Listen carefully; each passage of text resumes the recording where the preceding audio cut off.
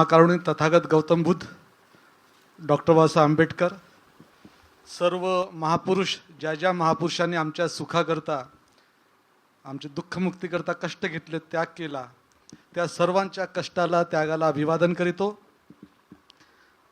आज सुद्धा संपूर्ण भारतामध्ये जो जो व्यक्ती बुद्ध धम्माचा प्रचार करत असेल, डॉक्टर बाबासाहेब आंबेडकरच्या मिशन करता कष्ट घेत असेल, त्याग करीत असेल, त्या सर्व व्यक्तींच्या कष्टाला, त्यागाला सुद्धा मी अभिवादन करीतो. प्रास्ताविक पर मला जास्त सांगायचं नाही, कारण समोर कार्यक्रम होणार आहे.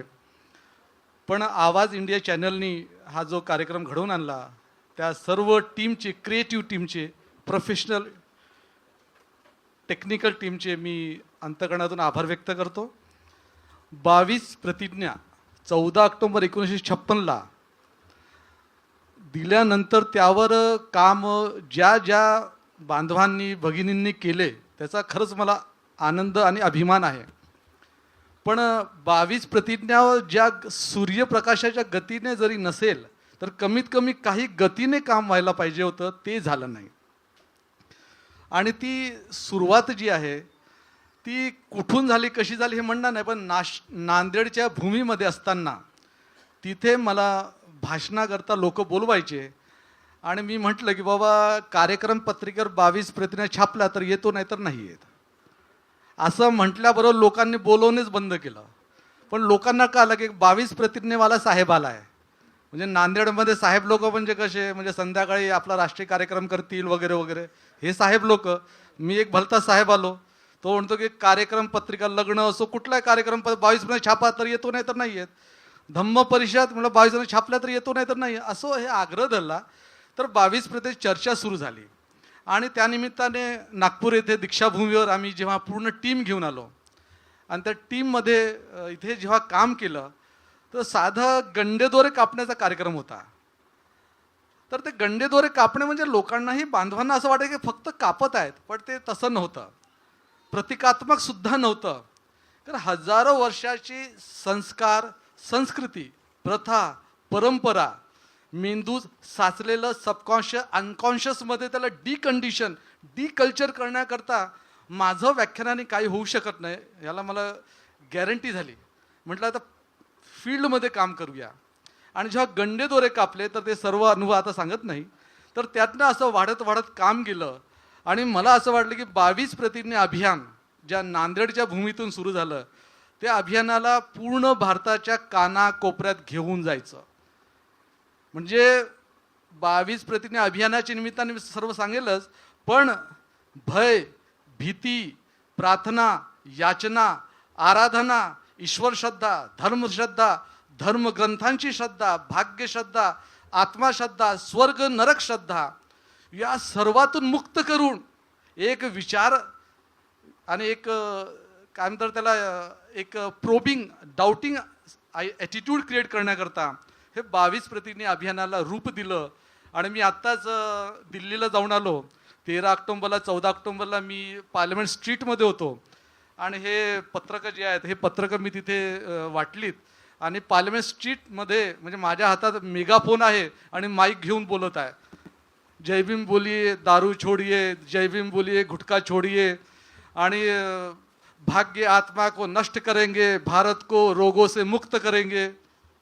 असं सर्व मी आणि माझे प्रचारक आम्ही त्या पार्लमेंट स्ट्रीटवर 14 एप्रिलला घोषणा दिल्यात. मी तुम्हाला सांगतो, घरी येऊन मिसेसला म्हटलं, बाबा मला असं वाटतं की नोकरी सोडून मी फुल टाइम उत्तर भारत करावं. कारण तिथे मला सांगण्यात भाई 22 प्रतिज्ञा क्या है. असो, तर या निमित्ताने मला असं वाटतं की आज या कार्यक्रमात तुम्ही एक क्रिमिनल बघितला असेल. हे 2 क्रिमिनल आहेत बरं का, समोर आणला असता तर क्रिमिनल तुम्हाला दिसला असता. 22 प्रतिज्ञा आचरण व प्रचार अभियानाने पकडलेला क्रिमिनल आहे. तर निश्चितच मी आपण सर्वांचे स्वागत करतो. सर्वांना जय भीम. भीमरायाच्या पुण्याईने साहेब बनला आज रे, जय भीम घेण्या आज तुलाही वाटे कसली. सर्वांना जय भीम. अरविंद सोनटक्के सरांचा माझा तसा परिचय विद्यार्थी जीवनापासूनचा. आम्ही त्या काळात चळवळीमध्ये, आंबेडकरी चळवळीमध्ये काम करत असताना आणि सोनटक्के साहेब विद्यार्थी दशेत असताना त्यांची एक जिद्द होती की जास्तीत जास्त मुलं जे आहे ते UPSC MPSC मध्ये पास व्हावेत, पुढे जावेत. आणि त्यांचा तो जो इन्व्हॉल्वमेंट आहे, ते जे समर्पण आहे, ज्या समाजात आपला जन्म झाला त्या समाजाचं ऋण फेडण्यासाठी आपण काम केलं पाहिजे, ह्यासाठीची जी त्यांची तळमळ आहे ती सतत कायम राहिली.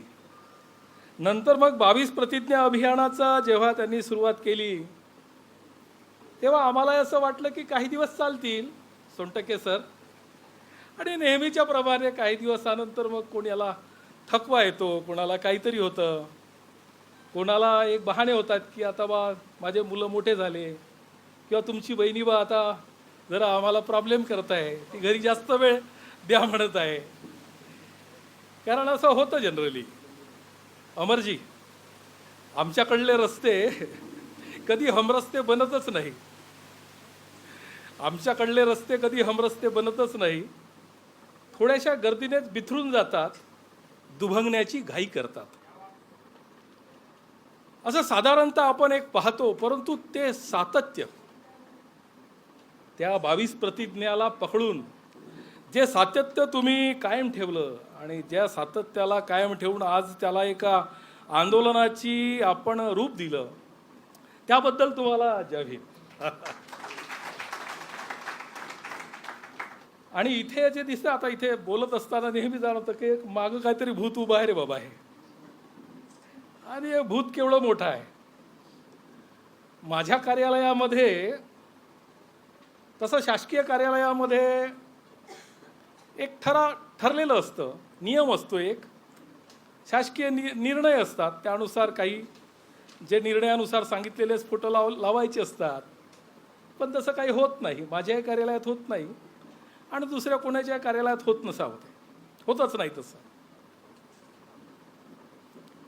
म्हणजे एकूणच माणसाला मानसिक गुलाम करणारे जे जे काही आहे त्याची सर्व पेरणी रोपणी ह्या समाजामध्ये, बहुजन समाजामध्ये झालेली आहे.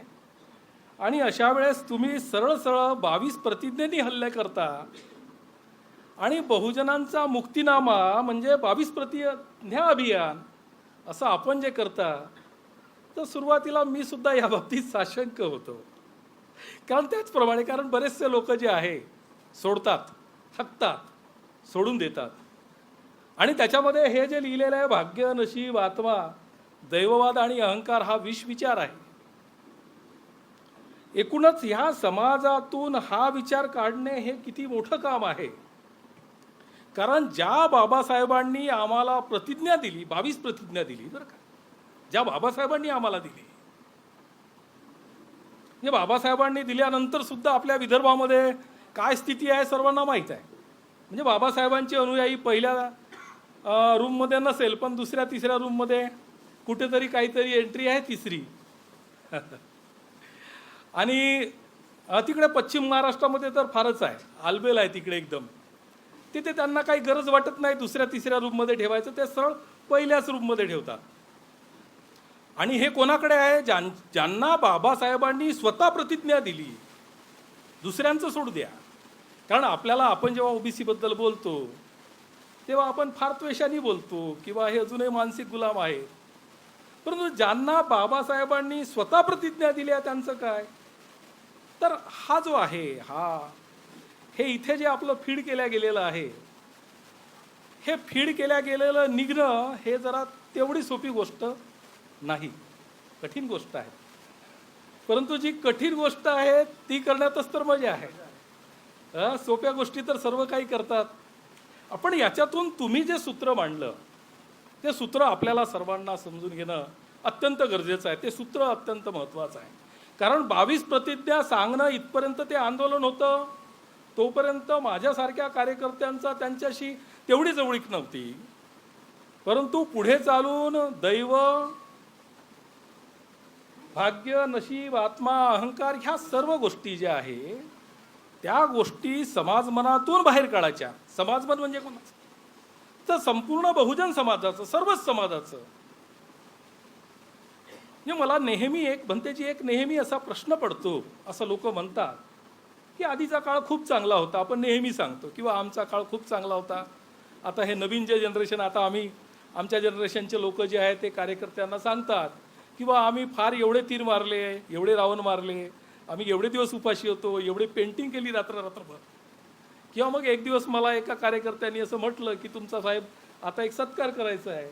तर त्याला असं म्हटलं की ते का बरं सत्कार करू इच्छित होता? आता कारण मंडल आयोगासाठी आणि त्या संपूर्ण बहुजन समाजाचं मन तयार करण्यासाठी, त्याला बाबासाहेब सांगण्यासाठी ज्या प्रकारे मेहनत केलेली त्याला दिसली, तर त्याला असं वाटलं की यांचा सत्कार करावा. मी त्याला एक प्रश्न विचारला की मी जे मेहनत केलेली असेल त्याच्यामुळे माझ्या बॅकग्राऊंडवर, म्हणजे ज्या सीटवर जे बसतो तिथे किती मोठा थर जमा झालेला आहे, अर्धा इंचीचा, 1 इंचीचा, काही नाही. अजून काही आमचं झिजलं नाही, जेवढं झिजवलं नाही. कारण हे एवढं मोठं कार्य आहे, हे एवढं मोठं कार्य आहे की एवढं मोठं कार्य जर तुम्हाला करायचं असेल तर याच्यासाठी खूप सारं परिश्रम करावा लागेल, खूप मेहनत करावी लागेल आणि त्याच्यात महत्त्वाचं म्हणजे सातत्य ठेवावं लागेल. सातत्याचा निरंतर आपल्यामध्ये चळवळीमध्ये, आंबेडकरी चळवळीमध्ये नियमितपणे अभाव राहिलेला आहे. सातत्य ठेवावं लागेल. आम्ही आमच्या जनरली असं सांगतो की आम्ही फार तीर मारले, ह्या नवीन जनरेशनला तेवढं नाही आहे. पण त्याच वेळेस जेव्हा आम्ही असं म्हणतो त्याच वेळेस हे आम्ही मान्य करतो की आम्ही एवढे नालायक आहो की आम्ही तर मेहनत करणं शिकलो, आम्ही तर संघर्ष करणं शिकलो, आम्ही तर बाबासाहेबांचा प्रचार करणं शिकलो, पण आम्ही आमच्या पोराला बिलकुल नाही शिकवलं. म्हणजे आपलं स्वतःचं पाप लपविण्यासाठी आपण येणाऱ्या पिढीला दोष देतो. तथागत भगवान गौतम बुद्ध, परमपूज्य डॉक्टर बाबासाहेब आंबेडकर यांच्या प्रतिमांना मी आधी अभिवादन करतो. मंचावर उपस्थित बनते विमल कीर्ती गुणसरी, हनुमंत उपरेजी, जे आता सध्या बोलून गेले, आयुष्यमान खोब्रागडे आणि अरविंद सोनटक्के, ज्यांनी हा उपक्रम आयोजित आहे ते. मी मेडिकल बॅकग्राऊंडमधला माणूस आहे आणि मला असं वाटतं की मी यावर खूप काही बोलता येईल किंवा हे कोणी सिद्ध करू शकत नाही. मी 69मध्ये नागपूरला आलो आणि पहिल्या मेडिकल कॉलेजमध्ये आम्ही ॲडमिशन घेतली आणि मेडिकल कॉलेजमध्ये पहिल्या वर्षी ते डेड बॉडी सगळ्या त्याचं डिसेक्शन 1-1.5 वर्ष डेड बॉडीचं डिसेक्शनच करणे शिकवतात, बाकी काही शिकवत नाही. बाकीचे विषय असतात पण मुख्य विषय अर्धा दिवस तो डेड बॉडी डिसेक्शन करणे असतं. त्या काळात माझ्या मनात एक असा विचार आला होता, कारण एक हिंदू धर्मामध्ये किंवा सर्वसामान्यांमध्ये एक अशी कल्पना आहे की जे काही ज्योतिष आहे ते या हातावर लिहिलेलं असतं, म्हणजे हातावर लिहिलेलं असतं आणि त्याप्रमाणे तुमच्या आयुष्यात घडलेलं असतं. मी काही हा एक्सपेरिमेंट केला नाही, पण माझ्या डोक्यात त्या दिवशी आला 69ला आणि अजूनही तो डोक्यातून काय बाहेर गेलेला नाही आहे की सगळे मेडिकल कॉलेजमध्ये येणाऱ्या बेवारस डेड बॉडींचं आपण हाताचे प्रिंट्स घ्यावेत आणि त्याच्यावर ॲनालिसिस करावं की या सगळ्यांच्या हातावर अशी कुठे रेष आहे का जी कॉमन असेल आणि जी इंडिकेट करते की हे सगळे तुम्ही बेवारस लोक व्हाल म्हणून मेल्यानंतर. एक साधा विषय आहे. आणि मग हा जो इश्यू आहे की आत्मा वगैरे, म्हणजे मेडिकल सायन्समध्ये अमेरिकेपासून तर कुठल्या जपानपर्यंत कुठल्याही देशामध्ये आत्मा हा त्याचं डिसेक्शन करतो आणि तो शरीराच्या कुठल्या बॉडीत राहतो असं काही कुठे लिहिलेलं नाही आहे. आणि आजपासून मी 40-45 वर्षाचा आधी बोलतो, आता तर आपण सब सेल्युलर लेवलला बोलतो आहे, म्हणजे पेशीच्या आतमधल्या सगळ्या भागांबद्दल बोलतो आहे. एक इंडिव्हिज्युअल पेशी ही जिवंत असते आणि त्या इंडिव्हिज्युअल पेशीपासून आज तुम्ही माहीत असेल ती मागे ती कोणती तरी बकरी त्यांनी तयार केली होती त्या पेशीपासून, ती मरण पावली नंतर, मला आता नाव नाही आठवत त्या बकरीचं, डॉली. तर ते म्हणजे असं विज्ञान हे सगळं करू शकते. तर मग असं आहे का की प्रत्येक पेशीमध्ये सुद्धा आत्मा आहे, हा सगळा विषय आहे. मध्ये आम्ही आता मागच्या फरवरीमध्ये मेडिकल कॉलेजमध्ये एक कार्यक्रम घेतला, डाईंग, डेथ आणि बिरेवमेंट, म्हणजे मृत्यू, मरण, मृत्यू आणि शोक यावर कार्यक्रम घेतला की सगळे लोक मरणाला भितात. म्हणजे तो बुद्धिस्ट असेल तरीही भितो आणि तो नॉन बुद्धिस्ट असेल तो असे सगळे लोक भितात, म्हणजे बुद्धिस्ट भीत नाही असं नाही आहे. पण मरणावर कोणी बोलायचं नाही, कारण मरायचं म्हटलं तर बायको तोंडावर नवऱ्याचे हात ठेवते किंवा असं बोलायचं नाही, किंवा आपण आपसात बोलतो असं बोलायचं नाही, मरणाचं नाव घ्यायचं नाही. हा सगळा इश्यू आम्ही तिथे 2 दिवस डिस्कस केल्यानंतर आम्ही हरीश देशमुखला बोलावलं होतं आणि मग त्यांनी काही उदाहरणं दिलीत की आता अनेक लोक असं म्हणतात की आत्मा आहे. मी डायरेक्ट विषयावरच बोलतो आहे की आत्मा आहे असं म्हणतात आणि काही लोक फॉल्स ॲडव्हर्टाइजमेंट करतात की बा परदेशामध्ये कसा एक्सपेरिमेंट झाला की ज्यामध्ये त्या माणसाला ठेवलं आणि तो नंतर मरण पावला, त्याचा आत्मा जेव्हा निघून गेला तर ती कास तडकलेली होती असं म्हणतात. हरीश देशमुखने साधं उदाहरण सांगितलं, आपण माणसाला तर ठेवू नये म्हणे, कारण त्याला काचेच्या याच्यामध्ये पॅक केलं तर ते आपल्यावर त्याचा खुनाचा आरोप येईल. आपण उंदराला बंद बाटलीमध्ये साध्या काचेच्या ठेवून देऊ, बूच लावून टाकू आणि तो आज नाही तर उद्या मरेल, कारण त्याला ऑक्सिजन मिळणार नाही, खायला मिळणार नाही, आज नाही उद्या मरेल. तर त्यालाही जर आत्मा असेल, कारण आत्मा सगळ्यांना आहे, जर त्याला जर आत्मा असेल तर ती बॉटल फुटायला पाहिजे. त्याचं साधं सिंपल म्हणणं आहे. आणि मला असं वाटतं की हे अशी साधे सिंपल उदाहरणं जर लोकांसमोर मांडली तर कदाचित त्याचा आत्मा नाही आहे हे सोपं सिद्ध करणं फार कठीण नाही आहे. पण मग हा PS कोबराकडे किंवा अरविंद जे काही म्हणाले त्याप्रमाणे कसं की आपण बुद्धिस्ट नावासाठी झालं, म्हणजे हे वारंवार मी बोलतो, बुद्धिस्ट नावासाठी आहो आपण, कारण आपल्याला पर्याय नाही. कारण बुद्धाचा आणि बाबासाहेबांचा आणि भगवान बुद्धाचा फोटो लग्नाच्या ठिकाणी ठेवला नाही तर कदाचित आपलं काही जमणार नाही आणि लोक आयडेंटिफाय करतील की प्रॉबेबली हे लोक वेगळे आहेत की काय म्हणून, आणि म्हणून नाईलाज असतं आपण ते फोटो ठेवतो. पण त्यांनी जी काही शिकवण दिलेली आहे, जी काही बेसिक माणूस होण्यासाठी जी काही शिकवण दिली ते मात्र आपण अंमलात आणली नाही. या सगळ्यांच्या म्हणण्यावरून आहे, तुम्हीही मान्य कराल की ते आपण काही अंमलात आणलेली नाही आहे.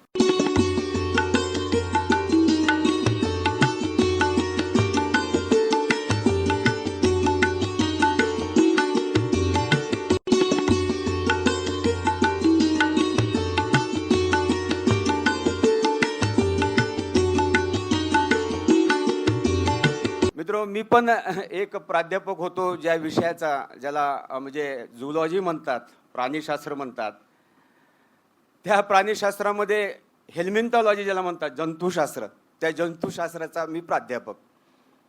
जसं सरांनी डॉक्टरांचे असणारे काही अनुभव सांगितले तसं मी प्राध्यापक झालो आणि ते पण MSc हेल्मिंथॉलॉजीमध्ये, जंतुशास्त्रामध्ये. आता मला असं वाटत होतं की हे सगळे लोक म्हणजे जे काही प्राणी आहेत या सर्व विश्वातले, मग ते फिशेस असतील, बर्ड्स असतील, जंगलात राहणारे जनावर असतील, हे कळपानी राहतात. हे सगळे कळपानी राहतात. आणि माझ्याच धर्मामधले, ज्या धर्मामध्ये माझा जन्म झाला, हिंदू धर्मातले लोक कळपानी का राहत नाहीत, हा माझ्या समोरचा असणारा प्रश्न होता. आणि मग मला जसं समजू लागलं की इतर धर्माचे लोक कळपानी राहतात आणि हिंदू धर्मातले लोक त्या ठिकाणी कळपानी राहत नाहीत. आणि याला जर कळपामध्ये जर आणायचं असेल तर त्याला जालिम असणारा उपाय 22 प्रतिज्ञा. 22 प्रतिज्ञाचं जर त्यांनी अनुकरण जर केलं तर हे कळपानी राहतील असं माझं मनोमनी त्यावेळेस असणारी धारणा झालेली. परवा आमच्या बीड जिल्ह्यामध्ये अंबेजोगाईला डॉक्टर इंगळे म्हणून सायकॉलॉजिस्ट आहे, मानस रुग्ण ज्याला म्हणतो सायकॉलॉजिस्ट. मला वाटतं की या विश्वामध्ये तथागत गौतम बुद्धच एक फार मोठे सायकॉलॉजिस्ट होऊन गेलेले आहेत या विश्वामध्ये. आता ते डॉक्टर इंगळे एका कार्यक्रमाला आले आणि माझ्या अगोदर त्यांनी भाषणातून सांगितलं की उपरे, माझी 17 वर्षाची सर्व्हिस आहे आणि माझ्या दवाखान्यामध्ये खूप पेशंट येतात, इतके पेशंट येतात की मला कुठे जायला वेळ भेटत नाही. तरी पण मी तुमच्या कार्यक्रमाला आलो आणि एक सामाजिक काम पण मी करतो. ते काम म्हणजे व्यसनमुक्तीचं काम करतो. आता डॉक्टर इंगळे यांचं भाषण झाल्यानंतर मी म्हणालो माझ्या भाषणातून की जेवढेही भारतामधले जेवढेही सायकॉलॉजिस्ट आहेत आणि तुम्ही पण जी 17 वर्षाची तुमची इंगळे साहेब सर्व्हिस झाली, तुमच्या चोपड्यास तपासा की तुमच्याकडे येणारे कोणत्या धर्माचे लोक जास्त येतात मानसिक रुग्ण म्हणून. भारतामधल्या जेवढ्याही मानसिक रोग तज्ज्ञाच्या असणाऱ्या जर डायऱ्या तपासल्या, आता कॉम्प्युटरमध्ये त्या पेशंटचे नाव असतील, त्याचा जर अंदाज जर काढला, इंगळे साहेबाला बोललो तुम्ही पण काढा म्हणलो सर, तर सायकॉलॉजिस्टकडे येणारे हिंदू धर्मातलेच मानसिक रोगी त्या ठिकाणी येतात, हे सत्य हा. आणि डॉक्टर इंगळेने सुद्धा मान्य केलं, खालून बोलले, हो हो मला हिंदू धर्मातलेच लोक जास्त येतात. म्हणजे मानसिक रोगी हे आम्ही कशामुळे होतो? म्हणजे जिथं भाग्य आत्मा, जिथं अंधश्रद्धा, जिथं गंडे गोरे, अशा पद्धतीची परंपरा आम्ही मानतो, म्हणून आम्ही त्या ठिकाणी असणारे मानसिक रोगी होतो. आणि म्हणून जसं सरांनी सांगितलं आम्हाला या ठिकाणी, जर हे सोडायचं जर असेल आमच्या समाजाला ते बोलत होते, बाबासाहेब फक्त तुम्हालाच म्हणले नाहीत 22 प्रतिज्ञाबद्दल, या विश्वातल्या सर्वांनाच बोललेले आहेत की तुम्ही 22 प्रतिज्ञेचं पालन करा आणि धर्मांतर करा. हिंदू धर्मामध्ये राहून तुम्ही हे जे आहे ना भाग्य आत्मा, हे सर्व परंपरा जर जोपासल्या तर तुम्ही मानसिक रोगीच होणार आहेत. हिंदू धर्मामध्ये राहून जे समाज परिवर्तनाची भाषा बोलतात ते माझ्या दृष्टीनं नीच आणि मूर्ख आहेत, असे बाबासाहेब म्हणाले बरं का, मी नाही. एका हातामध्ये अंधश्रद्धा निर्मूलन करा आणि दुसऱ्या हातामध्ये देवाला अबाधित ठेवा घरचा. How it is possible? मंचकावरील सर्व प्रतिष्ठित आणि उपस्थितामधीलही सर्व प्रतिष्ठित बंधू आणि भगिनींनो, आपण एक अतिशय संवेदनशील अशा विषयावरती आज इथे चर्चा करतो आहोत आणि काही विचार विमर्श करतो आहोत. 22 प्रतिज्ञांच्या बाबतीमध्ये आतापर्यंत जेवढं काही लिखाण झालेलं आहे आणि जेवढी काही वक्तव्य झालेली आहेत, माझा व्यक्तिगत अनुभव असा आहे की त्या कशामध्ये सुद्धा बाबासाहेबांच्या 22 प्रतिज्ञांचं मर्म कथन केलेलं नाही. हा अतिशय संवेदनशील विषय आहे. 22 प्रतिज्ञा बाबासाहेबांच्या धम्मप्रचाराचा मार्ग होता की बाबासाहेबांना त्यातून आणखी काही दुसरं साधायचं होतं, हा प्रश्नही कधी कोणी उपस्थित केलेला नाही. सर्वात चिंतनीय गोष्ट म्हणजे ज्या समाजाला 22 प्रतिज्ञा प्राकृत धम्म दीक्षा म्हणून बाबासाहेबांनी दिल्या, तर अगोदर जसं म्हटलं, डॉक्टर साहेबांनीच म्हटलं वाटतं की बाप्तिस्मा दिला आहे, तर बाबासाहेबांनी त्याला सरळ शब्दात म्हटलंय की 22 प्रतिज्ञा ही प्राकृतमधील धम्मदीक्षा आहे. आपण पालीमध्ये घेतली, आता ती प्राकृतमधील आहे. या प्रतिज्ञेचा थोडा इतिहास आहे पडद्यामागचा, ज्यावरती माझे वामनराव गोडबोलेंच्याबरोबर प्रदीर्घ चर्चा झाली होती आणि त्यांनी बऱ्याच गोष्टी पुढे मांडलेल्या होत्या. धम्मदीक्षेच्या अगोदर 1-2 वर्ष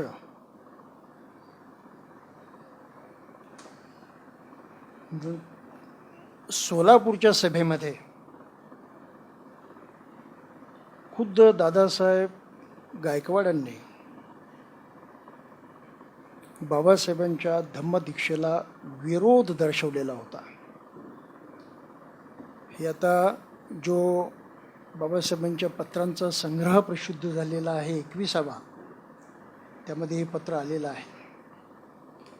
आणि बाबासाहेबांनी मग दादासाहेबांना जाब विचारला की तुम्ही सोलापूरच्या सभेमध्ये माझ्या धम्मदीक्षेला विरोध केलात, इतकंच नाही तर तुम्ही म्हणालात की बाबासाहेबांच्या धम्मदीक्षेनं काही होणार नाही, धर्मांतरानं काही होणार नाही, काही परिवर्तन होणार नाही, बुद्ध म्हणजे बुद्धू, त्याचा काही उपयोग नाही. हे प्रत्यक्ष शब्दप्रयोग केलेला आहे त्यांनी. परिस्थिती त्यावेळेस अशी होती की प्रत्यक्ष धम्मदीक्षेचा येथे प्रचंड सोहळा आयोजित केलेला असताना 1-2 दिवसात धम्मदीक्षा होते. त्याच्या अगोदर बाबासाहेबांचे सारे राजकीय कार्यकर्ते मॅक्सिमम त्यांना श्याम हॉटेलमध्ये भेटायला गेलेले होते. आणि काय विनंती केली होती? जरा मी स्पष्ट बोलतो आहे, इतिहास सांगतो आहे, माझं स्वतःचं व्यक्तिगत काही नाही, परंतु हा इतिहास म्हणतात की समाजाची स्मरणशक्ती फार दुर्बल असते. आजचं घडलेलं उद्या त्याच्या लक्षात राहिल्याचा भरोसा नसतो. तसं या इतिहासाकडे दुर्लक्ष झालेलं आहे. त्यांनी बाबासाहेबांना विनंती केली की बाबासाहेब 57 साली या देशामध्ये दुसऱ्या सार्वत्रिक निवडणुका होत आहेत. 52च्या पहिल्या, 57च्या दुसऱ्या. त्यामध्ये शेड्यूल कास्ट फेडरेशनच्या वतीनं आपल्याला मैदानात उतरायचं आहे. म्हणून दीक्षा समारंभ पुढे ढकला.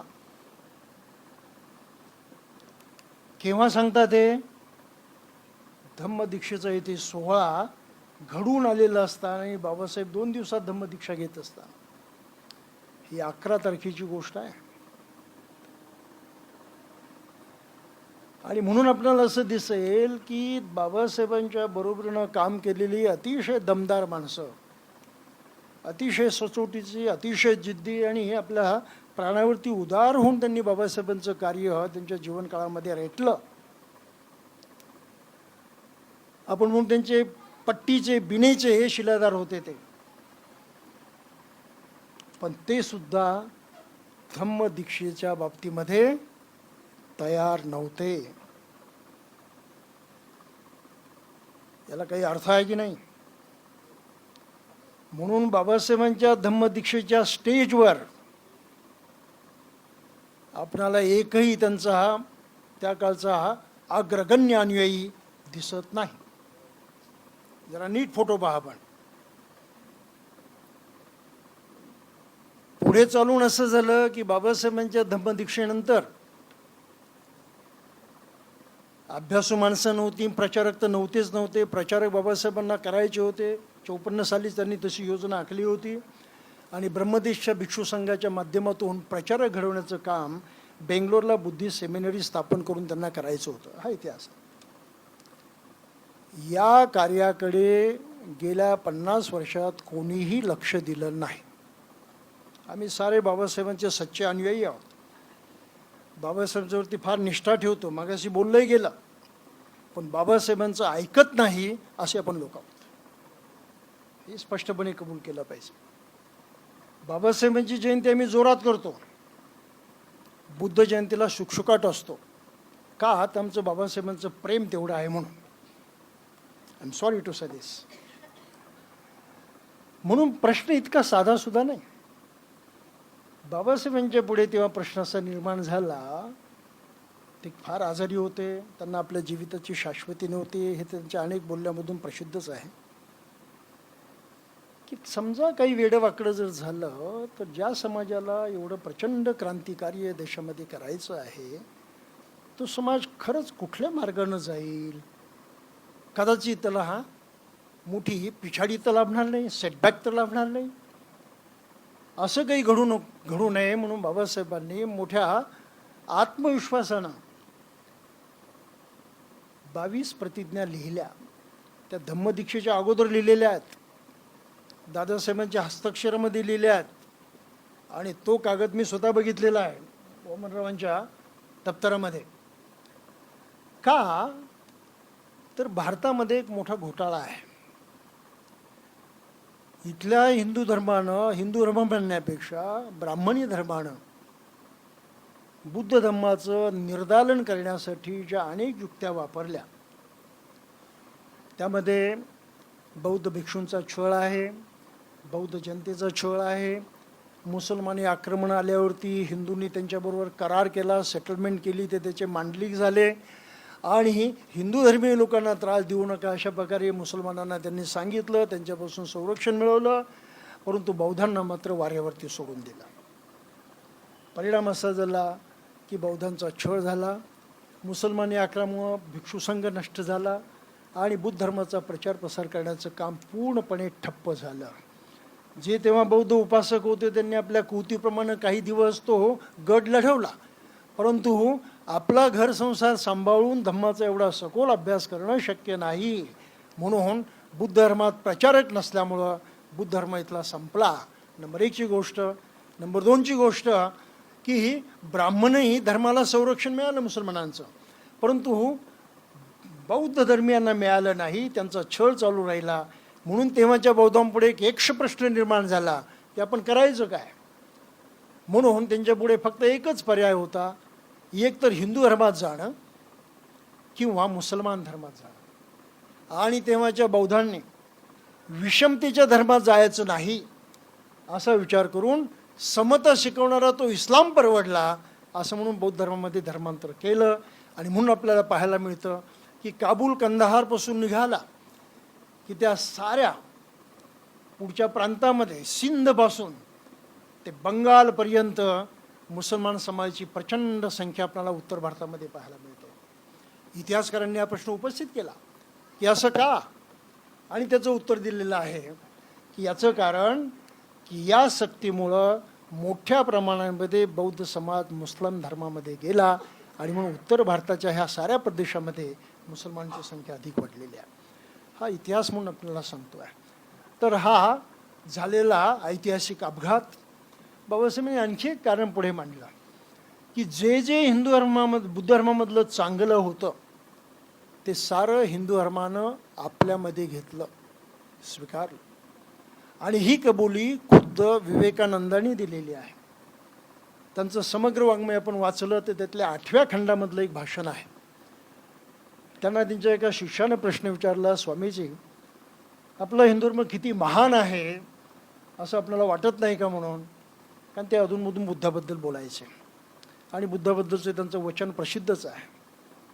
त्यांनी म्हटलं होतं, बुद्ध इज माय इष्ट, बुद्ध हे माझं इष्ट दैवत आहे, but I am not his follower.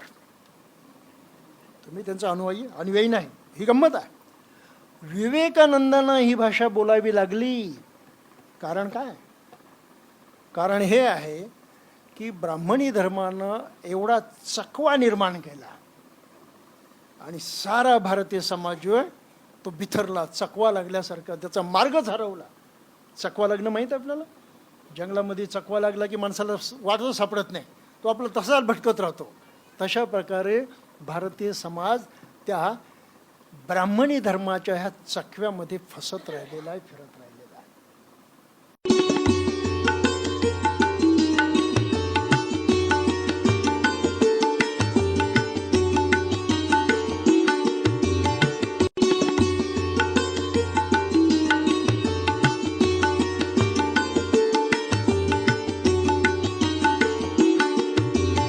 लेकिन कुछ सवाल जो इस अभियान के साथ में जुड़े, मैं सबसे पहले अरविंद सोनटक्के साहब ने अपनी भूमिका में यहाँ जब प्रास्ताविक रखा तब उन्होंने इस बात को रखा है, लेकिन सवाल मैं यहीं से शुरू करता हूँ कि 22 प्रतिज्ञाएं बाबा साहब ने 14 अक्टूबर 1956 को दी है, और दूसरी बात बाबा साहब ने उसी से जोड़कर ये कही है कि मैं भारत को बौद्धमय करना चाहता हूँ. आप 22 प्रतिज्ञाओं का अभियान लेकर चले हैं, आप इन दोनों चीज़ों को जोड़कर अपनी भूमिका सबसे पहले विशद कर दें. डॉक्टर बाबा साहब अम्बेडकर ने 14 अक्टूबर 1956 को 22 प्रतिज्ञाएं दी और सारा भारत बौद्ध में करेंगे ऐसी घोषणा भी की. इस दोनों का क्या संबंध है, इस बाबत में इतना ही बताना चाहूँगा कि 22 प्रतिज्ञाएं जो है ये सही में सारा भारत बौद्धमय करने का मंत्र है. मंत्र को मैं या आप दोनों नहीं मानते, लेकिन ये सही रास्ता है. तो 22 प्रतिज्ञा अभियान के माध्यम से मैं मेरे तरफ से जो लोगों को बताता हूँ, पहला मुद्दा, जाति से दबे कुचले शोषित अपमानित, जाति से दबे कुचले शोषित अपमानित सभी लोगों के स्वतंत्रता का यह घोषणा पत्र है. दूसरी बात है कि जाति का बीज नाश करने की इसमें ताकत है, क्योंकि जाति को जिन्होंने पवित्र बनाया, जिन्होंने इसको मजबूत किया है, जिन्होंने इसको धर्म का रूप दिया है, उस सब, चाहे भगवान हो या चाहे ग्रंथ हो, इसको नष्ट करने की प्रेरणा इस 22 प्रतिज्ञा अभियान से मिलती है. इसके बाद हम देखते हैं कि हमारे समाज में जितने घातक व्यसन, दारू से लेके हर चीज, वह भी प्रेरणा मिलती है कि हमें सभी व्यसनों से, घातक व्यसनों से मुक्त होना चाहिए। और हमें ये प्रेरणा मिलती है कि बाबा साहब ने, दरेक ने, यानी हर इंसान ने, हर बौद्ध ने दूसरे को दीक्षा देनी चाहिए। तो 22 प्रतिज्ञा के माध्यम से हम लोग यह बताते कि जो है बौद्ध उसे दीक्षा देने का अधिकार है। अब आप क्यों नहीं देते, इट इज योर प्रॉब्लम। और उसमें यह भी बात हम बता रहे 22 प्रतिज्ञा के माध्यम से कि जो व्यक्ति स्कॉलरशिप और आरक्षण का लाभार्थी है वह बौद्ध धर्म का प्रचार क्यों नहीं करता? भाई क्यों शर्मा रहे आप? तो हम इस माध्यम से यह भी बता रहे। और आखिरी बात कि सारा भारत बौद्ध में करेंगे तो उसमें भाग्य, नसीब, आत्मा, दैववाद, अंधविश्वास, लेकिन जो भय है, जो बातें हम लोग मानते काल्पनिक है, चाहे वो ईश्वर श्रद्धा रहे, धर्म श्रद्धा रहे, धर्म ग्रंथ श्रद्धा रहे, स्वर्ग नरक श्रद्धा रहे, इन सभी श्रद्धाओं से मुक्त करने का मार्ग यानी 22 प्रतिज्ञा है। सोनटके साहब, एक बात हमें आप बताएं कि 22 प्रतिज्ञाएं, ये इसकी शुरुआती जो 6 प्रतिज्ञाएं हैं, ये शुरुआती 6 प्रतिज्ञाओं का और बुद्ध धर्म की दीक्षा का या फिर बुद्ध धर्म के अनुशीलन का, उसके आचरण का, उसके पालन का आपस में संबंध क्या बनता है? देखिए 22 प्रतिज्ञा में यह बात नहीं समझनी चाहिए कि सिर्फ हिंदू धर्म के भगवानों को मत मानो। सरल सा अर्थ है कि इस ईश्वर का निर्माता कोई नहीं है। चाहे जो भी, बाइबल लीजिए, कुरान लीजिए, हिंदू का कोई भी धर्म लीजिए, सरल सी बात है कि इस विश्व का कोई निर्माता नहीं है। मनुष्य के जन्म से लेके मनुष्य के मृत्यु तक का ये पूरा जीवन का यात्रा है। इस यात्रा में जो सुख प्राप्त करने का, जैसे बंत जी ने कहा, वैसा है। अब ये जो 6 प्रतिज्ञा है, ये 6 प्रतिज्ञा मायने इसलिए रखती है कि यह जाति को जिन जिन लोगों ने अपने ढंग से मजबूत करने के लिए ब्राह्मणी धर्म ने उनको उपयोग किया, प्रयोग किया, उन सब को, और ईश्वर कोई निर्माता है, इन सब मान्यता से मुक्ति का जो सोच है और समझ है, यह समझाने के लिए डॉक्टर बाबा साहब अम्बेडकर ने 22 प्रतिज्ञा। सरल में मैंने कहा कि इसमें शब्दों में शब्द तो दिख रहे हैं, आंखों से दिख रहे कि हिंदू धर्म के ईश्वर या अन्य सभी भगवानों को मत मानो, लेकिन इसका अर्थ हम लोगों ने, हमारी सोच और हमारी समझ ने ये लेना चाहिए, चाहे कोई भी धर्म का हो, हमें विज्ञान की जब बात कर रहे हैं तो भाई कोई भी धर्म का हो, यह समझ लेना चाहिए कि कोई भी मनुष्य का निर्माता नहीं है, कोई भी मनुष्य को नियंत्रित करने वाली शक्ति नहीं है। जो भी काल्पनिक है, अवैज्ञानिक है, ऐसी कोई शक्तियों को मत मानो जिससे तुम्हारी मुक्ति जो है, तुम्हारा कोई वो स्वर्ग में भी ऊपर भी बैठा नहीं, नीचे में बैठा नहीं, इधर भी नहीं, उधर भी नहीं बैठा है, ऐसे कोई भगवान, ईश्वर, अल्लाह को किसी को मानने की आवश्यकता नहीं। जिससे सुख पाना है, इन सब मान्यताओं से, इन सब श्रद्धाओं से उन्होंने अगर मुक्त होता है। इसलिए अगर कोई दूसरे धर्म का आदमी अगर चाहे कि बौद्ध धर्म का स्वीकार करना चाहे तो वो कह सकता है कि मैं किसी भी धर्म के ईश्वर को नहीं मानूंगा, या तो जिस धर्म से आ रहा है तो वो कह सकता है मैं जिस धर्म से आ रहा हूं उस धर्म में या उस धर्म की धर्म ग्रंथ में अगर कहा है कि ईश्वर का भाई लेट देयर बी लाइट, अगर कहा है कि भाई ये तो उजाला होना चाहिए, तारे होने चाहिए, तो इन सब को नहीं मानूंगा। ये विज्ञान का अभियान है, यह सत्य जानने का अभियान है, यह जो दिखता है उसी को जानने का अभियान है, जिसका प्रमाण है उसको मानने का अभियान है, जिसकी परीक्षा ले सकते हैं उसका अभियान है, सोच और समझ का अभियान है, जांचने का अभियान है। लेकिन आप जिसको देख नहीं सकते, जिसको जांच नहीं सकते, जिसको पर संदेह नहीं कर सकते, जिसका कोई प्रमाण नहीं है, अरे भाई जिसका एविडेंस नहीं है उसको मानना तो बंद करना पड़ेगा। भाई आप किसी भी धर्म के हो, अगर एविडेंस ही नहीं है उसको क्यों माने? भाई स्वर्ग का कहाँ एविडेंस है, आत्मा का कहाँ एविडेंस है? मैं अभी गया था रोहतक में, हरियाणा में, मैंने ये माइक लेकर घूमकर 2-3 लोगों को पूछा, अरे भाई बताओ तुमने आत्मा देखा? बोले नहीं देखा। तुम्हारे नाना ने देखा? नहीं देखा। अरे भाई जिसका प्रमाण पिछले 20 लाख साल में किसी को नहीं दिखा, उसी को मानना बंद करना, और जीवन के सत्य जो प्रमाण है, जिसका एविडेंस है, जिसको हम देख सकते हैं, इनको मानना, यह 22 प्रतिज्ञाओं से हमें समझ। मैं तो वैज्ञानिक तथागत बुद्ध कहूंगा, एक वैज्ञानिक शब्द जोड़ देता हूं मेरी तरफ से। वैज्ञानिक तथागत बुद्ध ने कहा है, यही पस्सी को आइए, देखिए और अपने दिमाग का कचरा खुद निकालिए। मेरे शब्द है, मैं उनके शब्दों को मैं उसका भाव नहीं बता सकता हूं, लेकिन यह कि आइए देखिए और अपने दिमाग का खुद कचरा निकालिए ने मनुष्य के जन्म से लेकर उसके अनकॉन्शियस, सबकॉन्शियस और कॉन्शियस में जितने कचरा और संस्कार, संस्कृति, धर्म ग्रंथि की मान्यता, माँ बाप के व्यवहार और आसपास की परिस्थिति जितना जमा हो जाता है, उस सब से मुक्त करने के लिए सिर्फ मन आपोआप ऑटोमेटिक तैयार नहीं होता है। मुझे लगा अगर आदमी खुद के दिमाग में से अगर कचरा निकालने कोई क्वेश्चन मार्क तैयार करता है, तो हमारा जो 22 प्रतिज्ञा अभियान के निमित्त से हम लोगों को जो 2 कार्यक्रम मिनिमम दे रहे, 2 कार्यक्रम कि ये जो काले रंग के गंडे दोरे जो हम काटते हैं 5 और 6 दिसंबर को और कई जगह काटते हैं, और ये जो भाग्य आत्मा दहन, ये अभी के शब्द है, भाग्य आत्मा दहन का जो त्योहार फेस्टिवल है, इस माध्यम से आदमी ने जो भी देख रहा है और सोच रहा है उसने खुद का दिमाग खुद धोना चाहिए, यही पसी को करना चाहिए, और कोई उसकी मुक्ति के लिए नहीं आएगा। तो सबसे पहली बात है कि व्याख्यान में अगर 500 लोग हैं तो समझो 50 करोड़ लोग नहीं है। जो नहीं है मैं उसको सोचता हूँ। पुनर्जन्म होण्याकरता कमीत कमी आत्मा तरी पाहिजे। बुद्धाने आत्मा मानला काय? बुद्धाने आत्मा मानला नाही, त्याच्यामुळे पुनर्जन्म बुद्धाला मान्य नव्हता। एकमेव गोष्ट, माझ्याकडे बुद्धाच्या काळामध्ये फॉसिल्स आणि याचा सर्वांचा अभ्यास झाला नव्हता, पण बुद्धाचा जो पुनर्जन्म आहे माझी समज आणि मला जे कळलं तेच सांगू शकतो। पण बुद्धाने आत्मा नाकारलेला आहे आणि विदाऊट आत्मा पुनर्जन्म होऊ शकत नाही। आने वाला जो बच्चा है, जो गर्भ से निकलता है, वो खाली ब्रेन लेके निकलता है, उसको किस तरह से प्रोग्राम बनाया जाए और किस तरह से ये आत्मा, भाग्य, नसीब, ये जो इसको नकारा जाए, किस तरह से उसको प्रोग्राम बनाया जाए। ये जो पुनर्जन्म का विषय है मैं इसको पेंडिंग रखता हूँ, कि मेरा भी बड़ा फेवरेट टॉपिक है वो, कि मैं भी एक साइंटिस्ट हूँ और मैं भी रात दिन उसका साइंस पढ़ रहा हूँ और पढ़ने रहा हूँ, यानी just you bring an evidence. तो मैं मेरे पास भी जो एविडेंस होगी जरूर बताऊंगा। सर ने कहा, मुझे लगता है मेरे इसमें मैंने जो कहा मेरे तौर से, क्योंकि हम भी नागपुर के ही है और नागपुर में हम लोग इस विचारधारा में तैयार हो गए। जब हमको भी बनते जी, विमल कीर्ति जी का भी उस वक्त ब्रह्मचारी थे, तो तब उनका हम प्रवचन सुना करते थे। इन सब का सुन के हम भी तैयार हो गए।